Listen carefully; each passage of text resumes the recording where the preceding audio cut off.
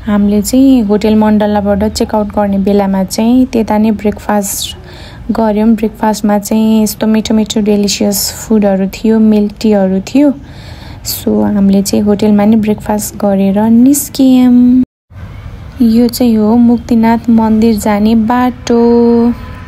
साइडमा चाहिँ दायाँ बायाँ चाहिँ ढुङ्गाहरू छ, मरुभूमि जस्तो टाइपको छ। अनि अगाडि चाहिँ डेजर्ट मरुभूमि जस्तै नै छ, ठुल्ठुलो पहाडहरू, स्काईहरू एकदम राम्रो छ। त्यो दिनमा चाहिँ अलिकति धम्म भएको भएर चाहिँ माउन्टेनहरू राम्रोसँग देखिएन, नत्र चाहिँ मजाले हिमालहरू हेर्दै ट्राभल गर्न रमाइलो हुन्थ्यो। बाटो चाहिँ एकदम राम्रो छ, पिच बाटो नै छ मन्दिरसम्म नै भन्ने सुनेको। अब हामी जाँदैछौँ, हेरौँ के हुन्छ। आई थिङ्क अफरोड छैन होला सायद, जहाँसम्म लाग्छ। अनि छ यो चाहिँ खच्चडहरू, घोडाहरू। यसमा चढेर चाहिँ मान्छेहरू, भक्तजनहरू दर्शन पनि गर्न जाँदो रहेछन्। त्यसपछि यही नै हो, यो चाहिँ मुक्तिनाथ मन्दिर जाने बाटो नै हो। सो भ्यूहरू राम्रो भएको भएर चाहिँ मैले क्याप्चर गरेको हो। टर्निङहरू पनि धेरै नै थियो, तल यता पनि टर्निङहरू छ। अनि त्यही पानी पर्ला जस्तो भएको भएर चाहिँ हिमालहरू देखिएको छैन। यही नै हो बाटो, रमाइलो छ मन्दिरसम्म पुग्न। यो चाहिँ हो घोडाहरू, मान्छे बोक्ने घोडाहरू। मान्छेहरूलाई बोकेर मन्दिरसम्म पुर्याउनु हुँदो रहेछ घोडाहरूले।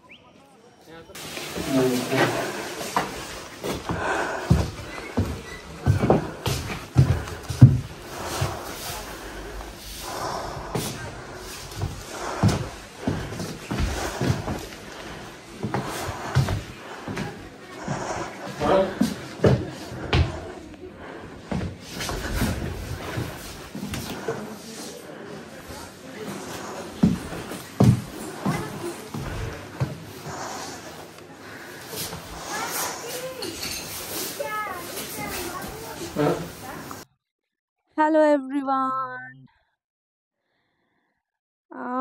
Good afternoon from Muktinath. After 160 किलोमिटरको अफ-रोड राइड पछि हामी आइपुगेको छौँ मुक्तिनाथमा। वेदर त राम्रो नै छ, हिजो अस्ति चाहिँ पानी परेको थियो अरे यता। मैले बिहानदेखि आज फेस देखाएर भिडियो खिचेको पनि छैन, त्यही हजुरले हेरि नै हाल्नुभयो। ब्रेकफास्टको, त्यसपछि लन्चको, त्यसपछि सिनहरू मैले फेस देखाएर भिडियो पनि गरिरहेको थिइनँ। किन भन्दा चाहिँ मलाई एकदम धेरै गाह्रो भइरहेको छ, सन्चो छैन। सो अहिले चाहिँ पुग्यौँ हामी मुक्तिनाथ 3:30 बजे बिहान। अप्पर मुस्ताङ लुमन्थाङबाट 8:30 बजे हिँडेको। अहिले चाहिँ हामी 3:30 बजे चाहिँ आइपुगेको छौँ मुक्तिनाथमा। आज यहीँ बस्छौँ अनि भोलि चाहिँ दर्शन गर्छौँ। त्यसपछि फेरि जान्छौँ हामी रिटर्निङ होमतर्फ। अब हाम्रो ट्रिप चाहिँ अलमोस्ट सकिन नै लागिसकेको छ, इन्डिनमा पुग्न लागिसकेको छ। सो अब भिडियो अपलोड हुन आउँदै टाइम लाग्छ होला, जहाँसम्म मलाई लाग्छ। अब भिडियो एडिट पनि गर्न पाइरहेको छैन। भिडियो एडिट भएपछि पोस्टिङको लागि न डाटा चल्छ, न राम्रोसँग इन्टरनेट छ होटेलको।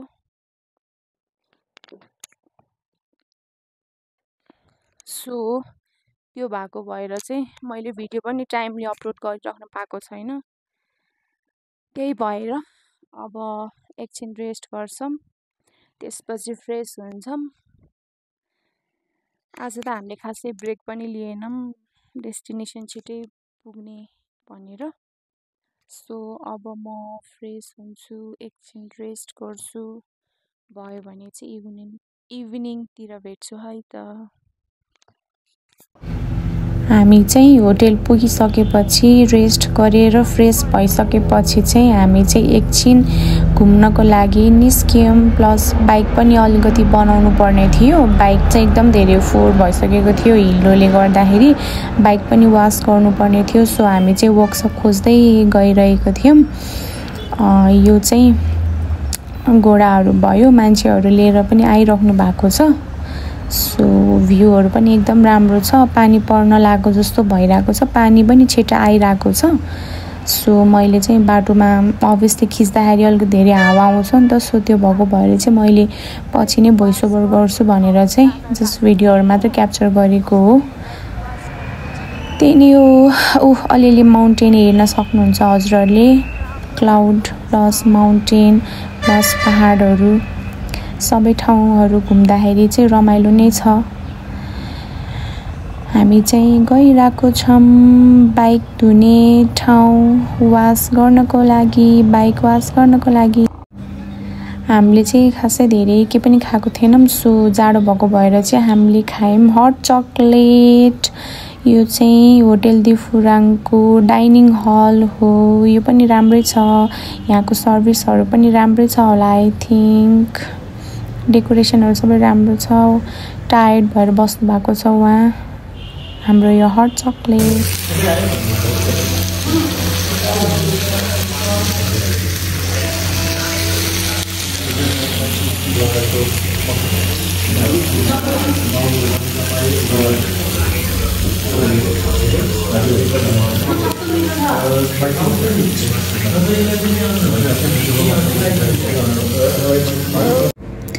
अहिले चाहिँ 8:30 भएको छ।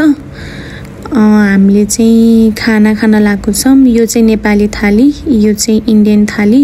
नयाँ कुरा ट्राई गर्न लागेको हामीले। हेर्दै हुनुहुन्छ उहाँ चाहिँ। म चाहिँ एकदम धेरै टायर्ड फिल भएको थिएँ, प्लस मेरो स्किनहरू पनि एकदम धेरै नराम्रो भएको छ। एकदम धेरै चिसो भएको भएर चाहिँ हिटर बालिदिनु भएको छ यस्तो गरेर। अब खाना खाऊँ है त। गाइज हामीले चाहिँ खाना खाएर आयौँ।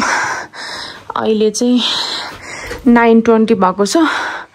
अब चाहिँ आज चाहिँ छिटै सुत्नुपर्छ, प्लस ब्यागहरू पनि प्याक गर्नुपर्छ।